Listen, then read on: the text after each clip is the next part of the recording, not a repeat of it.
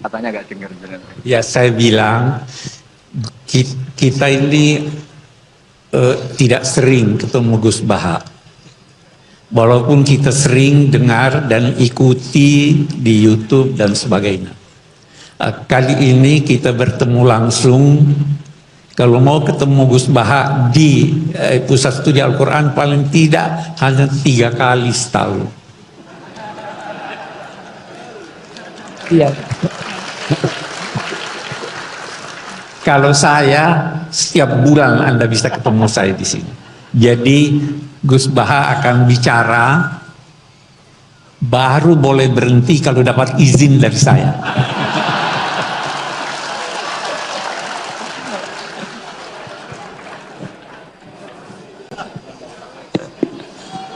Assalamualaikum warahmatullahi wabarakatuh. Alhamdulillahirabbil alamin wassalatu wassalamu ala asyrofil mursalin sayyidina maulana Muhammadin wa ala alihi washabihi ajmain amma ba'du. Niki nderekaken tuh ngikuti yang diinginkan Abi Kures. Terima kasih Pak Nazar karena sudah jenengan bingung semua. Jadi kalau jenengan ingin Islam legal formal ya ikut Pak Nazar karena Menteri Agama itu yang ngatur Islam secara legal formal. Kalau ikut saya berarti ya ilegal. Saya tadi guyon sama Pak Kures, menantunya itu bangga karena mertuanya bisa maksa Gus Bak datang ke sini. Begini ya, jadi neladani Rasulullah itu yang gampang-gampang saja. Nabi itu dalam keseharian itu biasa sekali, tapi hasilnya luar biasa.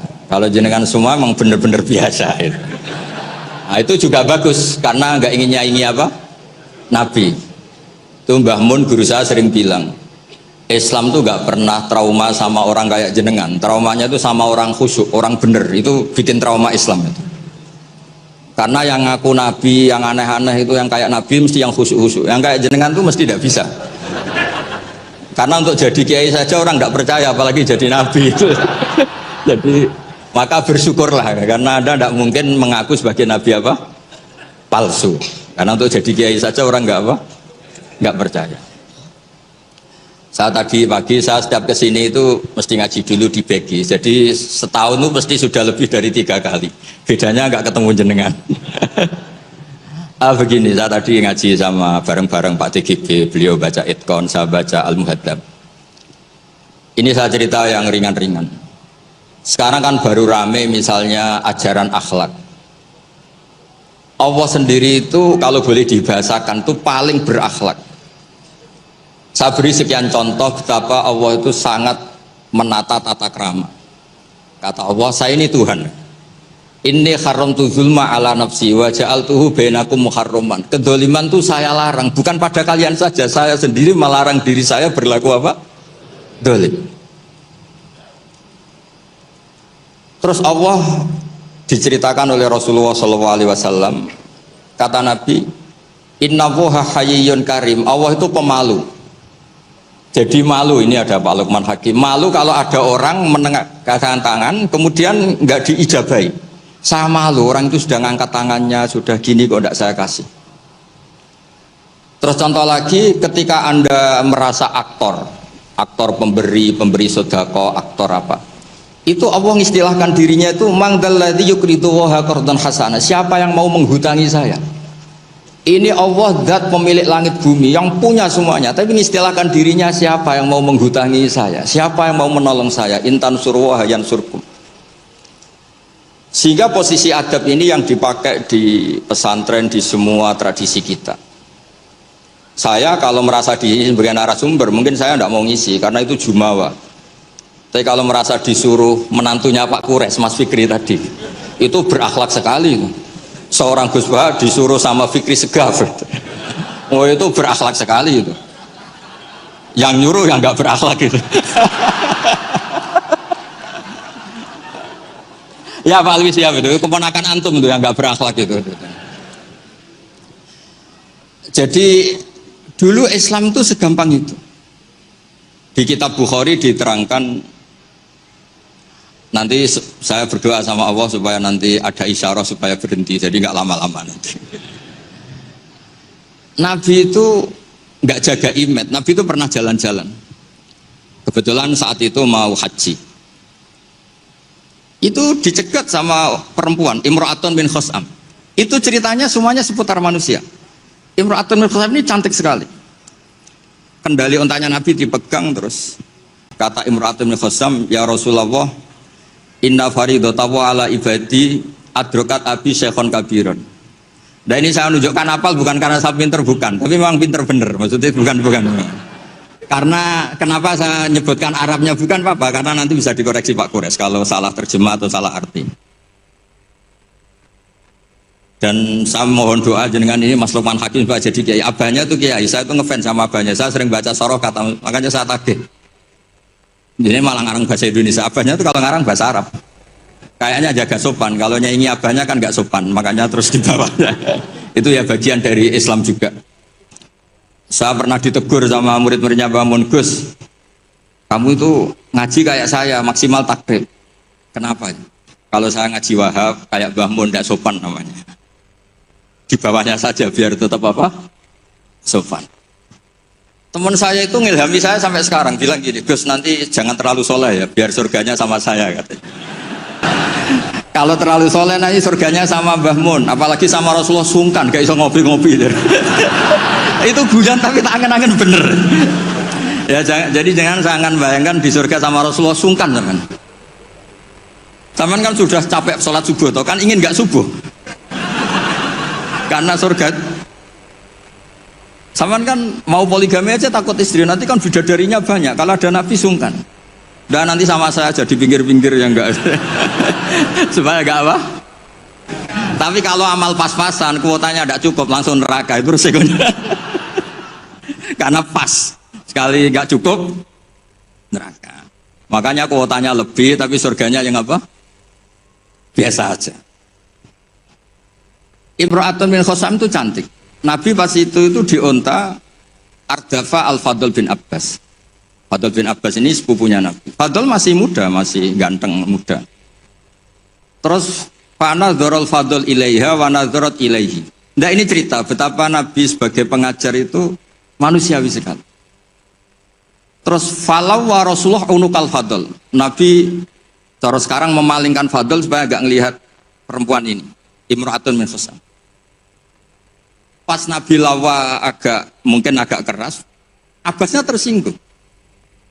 Lawaita ibna Amik, gimana kamu sama sepupu kok gitu?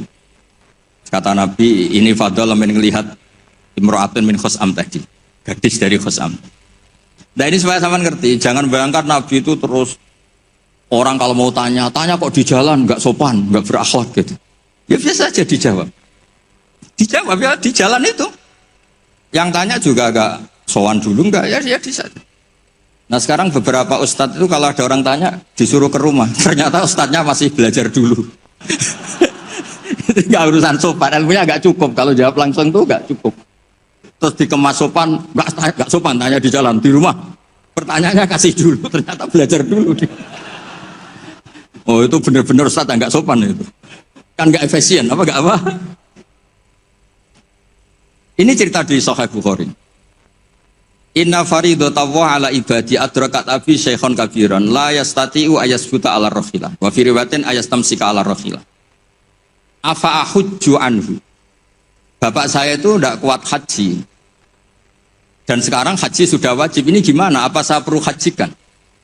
Itu awal ada haji niabah. Kalau di masyarakat disebut haji amanah. Jadi haji amanah itu tidak nunggu meninggal, orang stroke, nggak mungkin haji itu sudah bisa dikajikan apa? Aman. Saya itu punya teman kurang ajar sekali Pak Kures. Saking kurang ajarnya bapaknya itu hidup.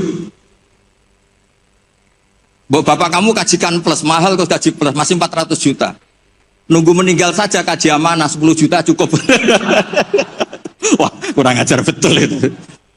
Udah gitu masih bilang, malah infonya Gus, kalau orang Madura berani 4 juta katanya. Wah ngawur betul kamu itu. Itu berkahnya orang tadi, gadis tadi tanya sama Nabi itu akhirnya haji makdum itu 2.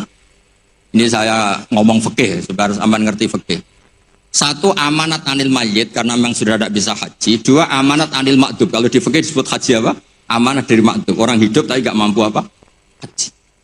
Terus saya bilang sama tadi yang agak kurang ajar tadi. Ya kurang ajar betul maksudnya. Sini, bapak kamu biar memutuskan haji sekarang meskipun setruk masih bisa ngomong, masih Gus. Masih ingat hartanya, masih Gus. Suruh haji sekarang, di makdub sekarang. Pak, jenengan harus haji karena mampu. Tapi itu nggak bisa, amanah Pak.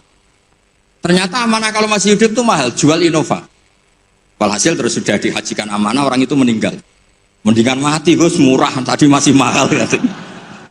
Terus saya bilang gini, nah ini saya ngomong fikih biar Mas Fikri itu nggak salah lah, milih dewan pakar saya itu nggak salah, memang kayaknya memang kredibel ini. Saya sudah pamit sama Abi Gures. Itu di Sajaratul Ma'arif ada babu dzikri manaqiban nafsi, babu dzikri rajuli manaqiban nafsi. Bab seseorang itu boleh menyebut kelebihan dirinya kalau itu untuk kepentingan umat. Buktinya Nabi Yusuf ngendikan inni hafidun alim, urusan keuangan pasrahkan saya, inni hafidun alim. Dan semua nabi mesti ngendikan inni lakum nasihun amin, saya ini orang yang punya niat baik. Jadi kata bapak saya kalau didik saya, tawadhu haram zaman akhir. Kenapa? Karena itu bentuk gak tanggung jawab. Disuruh mimpin negara gak mau, ngimami masjid gak mau, disuruh mulang gak mau. Ternyata karena gak mau tanggung jawab. Jadi tawadhu sama gak tanggung jawab itu bedanya sedikit. Taman tawadhu apa gak tanggung jawab? Iya kan banyak orang tuh gak berani nyai. Wah saya dereng sakit gini, tapi komen. Kacau itu. Saya teruskan. Sehingga dulu yang dialami Nabi itu ya biasa.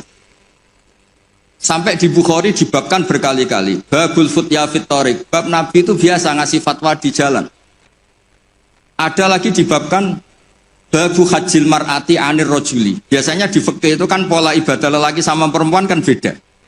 Tapi di bab haji niyabah, ini ada Buya Asin Sakho. Itu perempuan boleh menghajikan bapaknya. Makanya diulang lagi babu hajil mar'ati anir rojuli. Bab perempuan menghajikan lelaki. Kayak apa luar biasanya Nabi.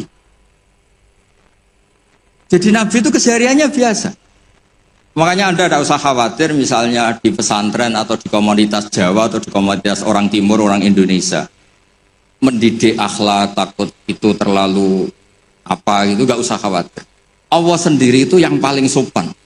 Sampai bilang untuk dirinya sendiri, kataba rabbukum ala nafsihir rahmah. Kataba itu mengharuskan, Allah itu mengharuskan dirinya untuk berbuat kasih sayang. Coba orang diwajib-wajibkan itu kan berat. Kayak sampean tak suruh-suruh itu kan berat. Tapi Allah menyuruh dirinya, aujaba ala nafsih, kataba rabbukum ala nafsihir. Makanya saya kalau baca Quran tuh sering nangis. Cara boleh dibahasakan tuh sekesatria itu Allah ngelola alam raya ini.